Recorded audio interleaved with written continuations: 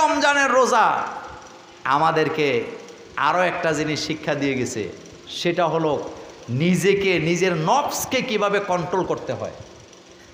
আমাদের শরীরে জিদ আছে না? আপনাদের নাই? আল্লাহ বলছে আচ্ছা বলেন তো, জিদ হজম করা এটা ইবাদতের ভিতরে আছে না নাই? আপনি নামাজ পড়া মাপ চাইছেন, মাপ পাইতেও পারেন, নাও পাইতে পারেন, কিন্তু জিদকে যদি আপনি ঠান্ডা করতে পারেন, আল্লাহ কোরআনে বলছে অল কাজিমিনাল গয়জা ওয়াল আফিনা আনিন নাস আল্লাহু ইউহিব্বুল মুহসিনিন। আল্লাহ বলছেন বান্দারে, তুমি যদি জিদকে হজম করতে পারো আর মানুষের ছোট ছোট বিষয় যদি ক্ষমা করতে পারো, আমি আল্লাহ তোমাকে মাফ করে দেব। কিন্তু জিদ যখন উঠে, জিদের ঠেলায় নিজের বউয়ের নাক ফাটায়, নিজের বউরে 3 তালাকের জায়গায় 12 তালাক দেয়, এরকমের জিদি স্বামী আছে না নাই? কুমিল্লার মুরাদনগর একটা জায়গা আছে, থানার নাম মুরাদনগর। আমি একটা সময় 2 বছর মুরাদনগরে ছিলাম ছাত্র জীবনে। ফজরের নামাজের পরে এক পরিবারের সব লোকেরা এসে তালাকের মাসালা জানার জন্য।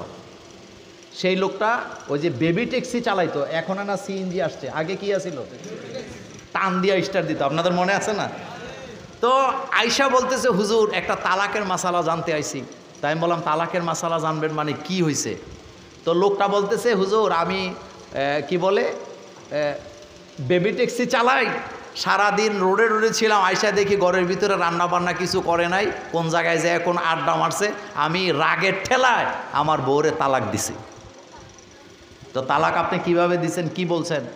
এটা বলার সাথে সাথে ওই মহিলা বলতেছে হুজুর ওরটা শুনলেন না, আমার কাছে শোনেন, আমারে যেহেতু তালাক দিছে আমি আপনারা বলবো তালাকটা কেমনে দিছে। তা আমি গেলাম বলেন তালাক কেমনে দিছে? কয় হুজুর তালাক কিন্তু আমারে একলা দেয় নাই, আমারেও দিছে, আমার মায়েরও দিছে, আমার নানিরেও দিছে।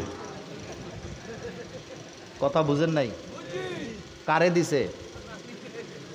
আমারেও দিছে, আমার মাকেও দিছে, এরকমের তালাক দই না আছে না নাই? তা বললাম এটা আবার কেমনে? কয় ঝগড়ার ঠেলায় বলতেছে তোরে তালাক, তোর মায়েরে তালাক, তোর নানিরেও তালাক, তোর 14 গোষ্ঠী তালাক। আচ্ছা বিয়ে কি একজনকে করছে না 14 গোষ্ঠীরে করছে? তো তালাক দিলে কয়জনকে দিবে? এটা কি জিদ নাকি এটা নিজেকে নিজে আত্মহত্যা করা? এখন আমাদের দেশে কিছু মানুষ আছে কয় যে রাগের ঠেলায় তালাক দিছে, তালাক কি হবে? আচ্ছা আপনাদের কাছে একটা প্রশ্ন করি, রাগের ঠেলায় যদি কেউ বিষ খায় তাহলে বোধহয় লোকটা মারা যাবে না? বিষ খায় যদি বলে আমি রাগের ঠেলায় খাইছি, লোক মরবে না বাঁচবে? তালাক স্পর্শকাতর ব্যাপার। তালাকের ব্যাপারে আমি আজকে ওয়াজ করতেছি না, আমি আপনাকে জিদ কন্ট্রোলের ব্যাপারে, সংযমের ব্যাপারে কথা বলতেছি।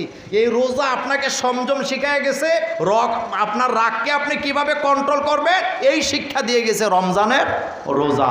এই জন্য আজকের থেকে আমরা যারা উপস্থিত আছি সারা জীবন রেগে গেলে রাসূল সাল্লাল্লাহু আলাইহি ওয়াসাল্লাম যা যা বলেছেন তা করার দরকার আছে না নাই?